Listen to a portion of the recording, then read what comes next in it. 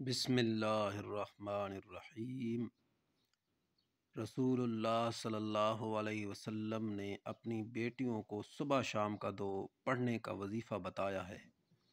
آج وہ پڑھنے جا رہے ہیں۔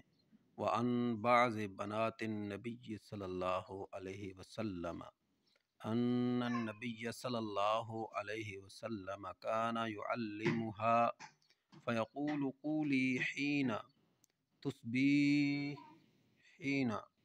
تصبحين سبحان الله وبحمده ولا قوة إلا بالله ما شاء الله وكان وما لم يشاء لم يكن أعلم أن الله على كل شيء قدير وأن الله قد أحاط بكل شيء علما۔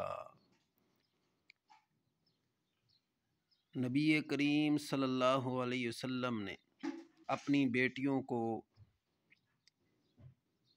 یہ وظیفہ سکھاتے تھے، فرماتے کہ صبح کے وقت یہ کہہ لیا کرو کہ سبحان اللہ وبحمدہ ولا قوت الا باللہ ما شاء اللہ کان وما لم یشاء لم یکن اعلم ان اللہ علی کل شیء قدیر وان اللہ قد احاط بکل شیء علما۔